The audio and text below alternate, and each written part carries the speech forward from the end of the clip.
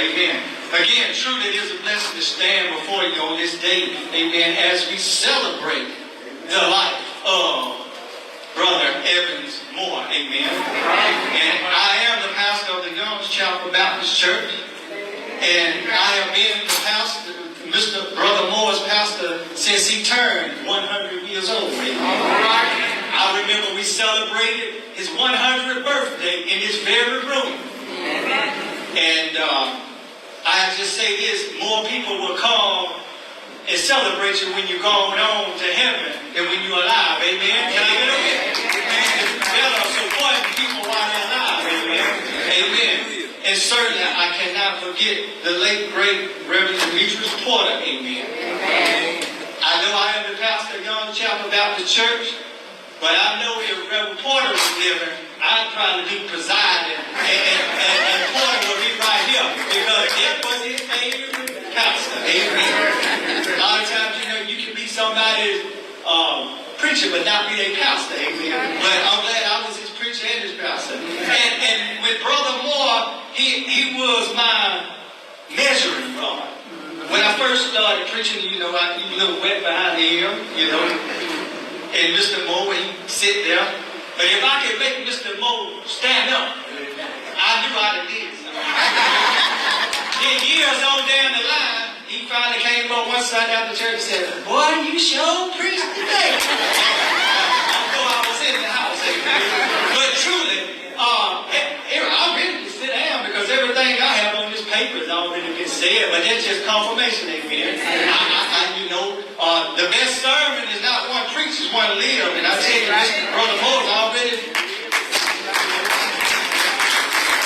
loves a living testimony, amen. As the old songwriter said, "May the works I done speak for me," amen. He really was one that enjoyed his life and lived it to the fullest. He just didn't exist, he actually lived. And I will try not to hold you long, but on February 14, 1917, Mr. Evans Moore was born. On April 6, 1917, the United States declared war on Germany, entering the First World War, which began July 28, 1914. A couple of decades later, on September 1st, 1939, the Second World War started. According to Brother Moore, in an interview that I did with him back in October on my podcast, he told me that he was bound in what we call now the legal age. And as the selective service was cruised through town picking up little soldier boys, that he was drafted into the United States Army, where he served faithfully only to return back by bus down south all the way to Washington, Georgia, and exited a bus on a street by the name of Robert Toombs Avenue. A man who has lived through the administration of 19 presidents, born under the leadership of the 28th Commander-in-Chief, who bore the initials of this town that we're in, W.W. Woodrow Wilson. Yes, Brother Moore was a true soldier. We salute him today. Brother Moore not only served his country, even before enlisting into the military, he was already enrolled in the army of the Lord, where he served. He was, like David, a strong soldier, a victorious winning warrior. He was a man after God's own heart, amen. And David only received what God had promised, 70 years. And we see that Mr. Moore exceeded that by 47. I never thought, though, to ask Mr. Moore how he acquired the nickname Doug. I forgot to answer that. But in retrospect, I can just look back at 107 years. How many times he had to do it. Not just limited to his time in war and battle, but returning home to a country where many only consider him 3/5 of a man, where segregation was still prevalent, the Jim Crow laws, fighting for equality and equal opportunities for all. But if there were times he had to duck, I don't believe he would ever dodge, because he was one that stood on business. Amen? Amen. As the son stated, he was the best at arithmetic known to mankind. He told me that he graduated high school in the 8th grade. I guess they went to the 8th grade back then. And he had the vision him, and he lay in that bed, and that clock about 8 feet away from where he was laying on the wall with no glasses to correct the lens, and it could be 76 degrees outside, and you ask him, Mr. Moore, what time is it? Like, John said, it's 1:15. Well, how is it in here, Mr. Moore? It's 95. You couldn't visit him too long because you're hot in there, bro. He said we want to have a good time. Y'all know me. That's what we gonna do, amen. But he had the vision of an eagle. He was brilliant and intellectual. He may have taken some losses on his journey, amen. But through 107 years, he never lost his mind, amen. Amen.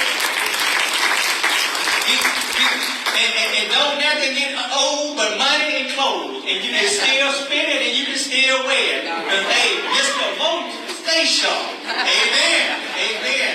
Amen. And as we reflect on the life of Brother Moore, nothing can be said or done here today to add to his legacy because it has already been announced, cemented, chronicled, and documented that he is a legend. Amen.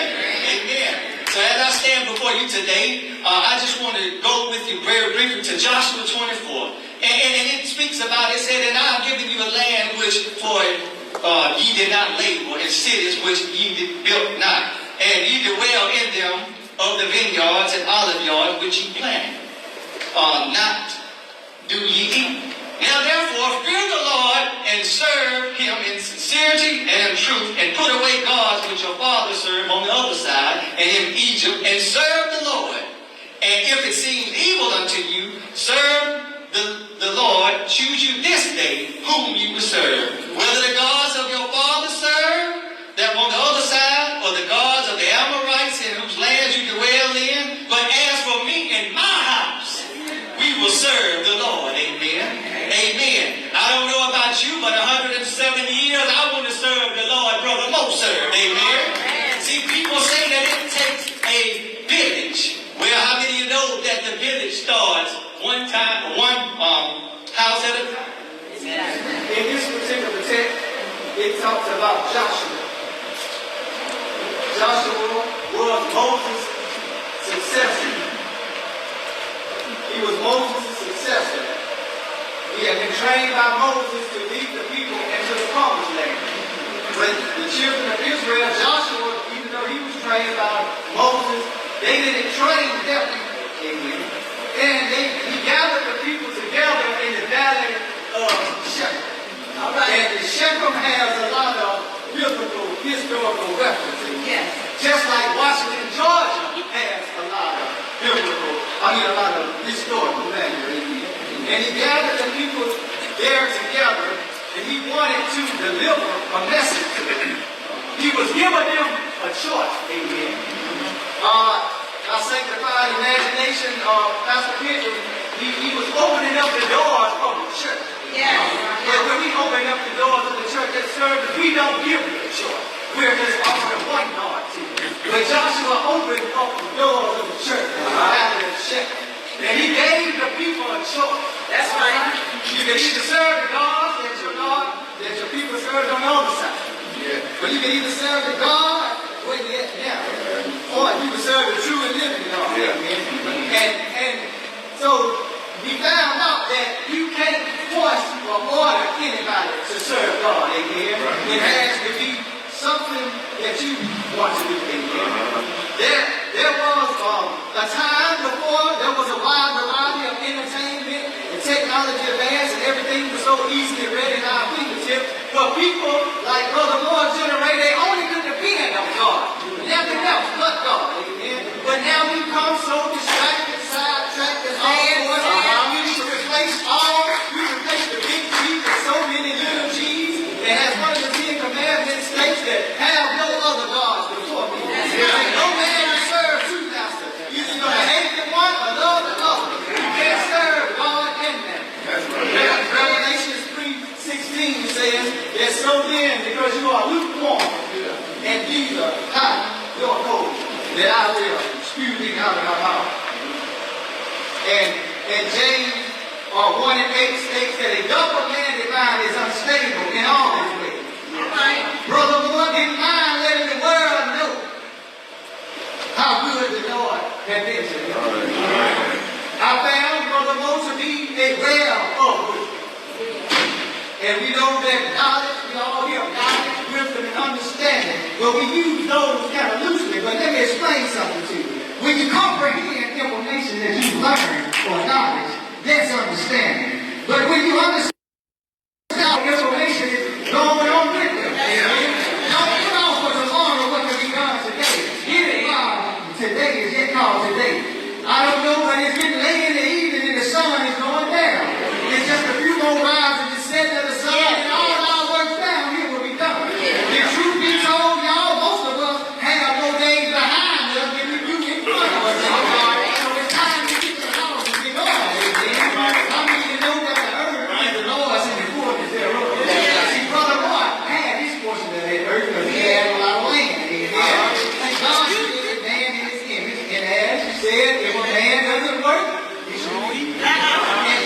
And refusing to work is living contrary to the way that we were made. Amen. Amen. To work, to build, to plant, to grow, to give, to accomplish, and to create. Refusing to work, being lazy and slothful, only leads to restlessness, anxiety, and a perpetual state of pain without fulfillment. Eventually wreaking havoc on the sluggish life. All right. Brother Moore was the epitome of a real man. Amen. He made no excuses. Amen. He would tell me I was 100 years old and you got some people younger than me, they won't even work at a pie factory. They don't make them like they used to. And God will always give seed to the soul. And it says Apollo water, but God gives the increase. And I don't care how hot it was or how cold it was. You can always find Mr. Moses, what the young folks say now, outside. He was growing every day, growing stuff just to give it away in time. He was very methodical and meticulous in his craft. He had a real green thumb. His life was centered around giving. Now, I guess the proper normal way to pronounce his name is Mr. Evans. But a lot of the older generation, for some reason, they replaced that A with an I, and they said Mr. Evansmore. Well, I would just say, well, if that's the case, Mr. Evansmore, he was always giving more. Okay. Galatians 6:7 says, whatsoever a man soweth, so shall he reap. And I can remember all the time of seeing Mr. Moore out in the field, plow the road and sowing seeds again. But as we may not have a garden to sow in, we have lives to sow in. Sow in the old lives, sow in the other lives. See, you need to make sure that whatever seeds you got falls on the good ground. And not by the wayside so the fowls of the air can come to devour them. Not on the stony places where the earth can come up and they won't take root because they have no soil, or the sun scorch them, or make sure that the thorns don't come up and choke you. Make sure you're always producing some good fruit. That's right. They always told me that the tree is known by the fruit it bears. And they said that the fruit doesn't fall too far from the tree. Jesus said that I am the vine, ye are the branches. He that abides in me and I in him, the same bringeth forth much fruit. One, without me, you can do nothing. It's time, people, for more righteous living and less riotous living. Amen. I told you this ain't for Brother Moore, it's for y'all, amen. And this will be for only no other way. As the son already stated and confirmed, when he said he was preaching, and he said, honor thy mother and thy father. That the days may be long upon the land. And that the Lord God give you. And not only, see, when y'all hear this stuff about long, most people always associate it with length of years. Yeah, that's beautiful.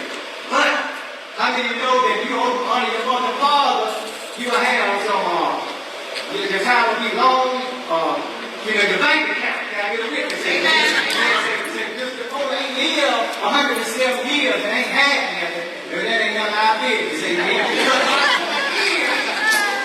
You just make sure that you honor your mother and your father. Because as my grandmama used to tell me, said, disobedience will do what? Shorten the day. Yes, it will. Proverbs 20:29 says that the glory of young men is strength, and the beauty of the old men is a great head.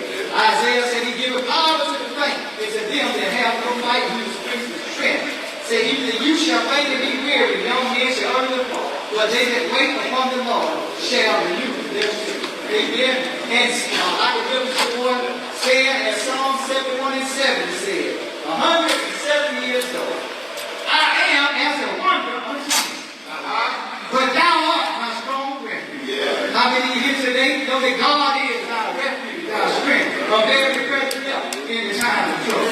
We all have heard the testimonies of Mr. Moore about how he said how good the Lord had been to him.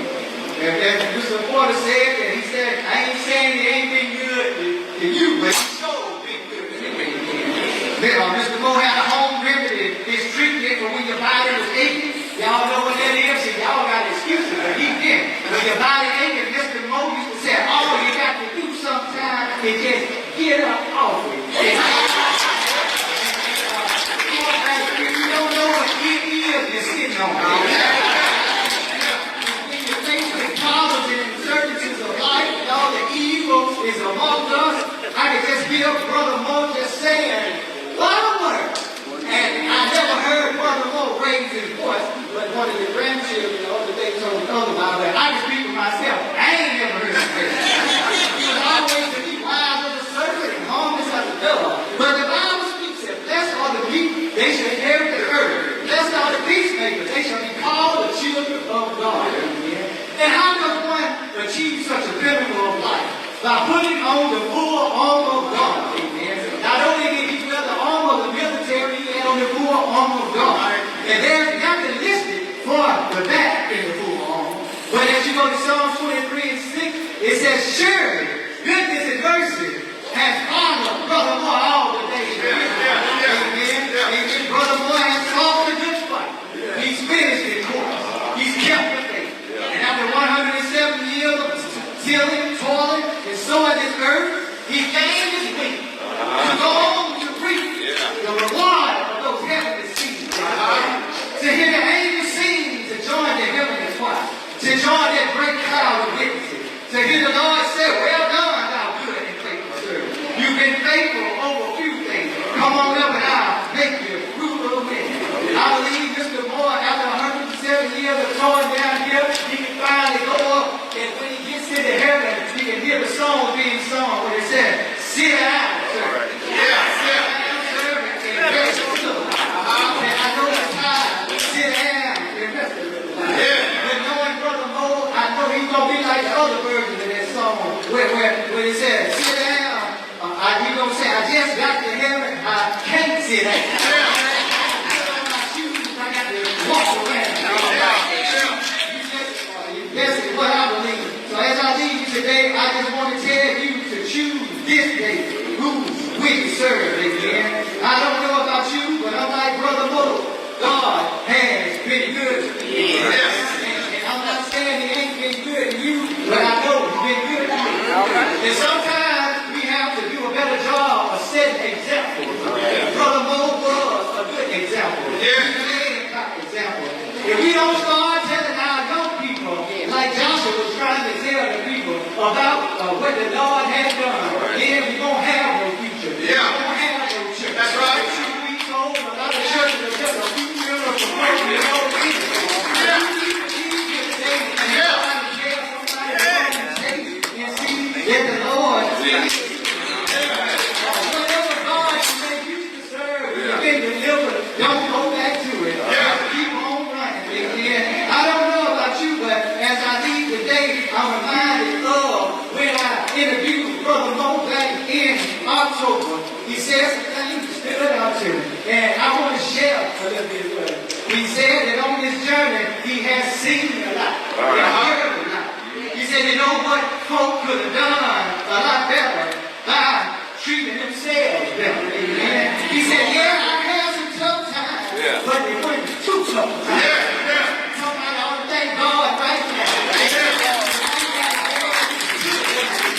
He said, I said, Mr. Moore, how you feel when people be honoring you and giving you praise and acknowledging? He said, well, you know, I feel good, being very thankful. He said, the whole county thanks a lot of me, and I appreciate that. I recognize that. So imagine how he'll feel when he welcome in to those girls. All right.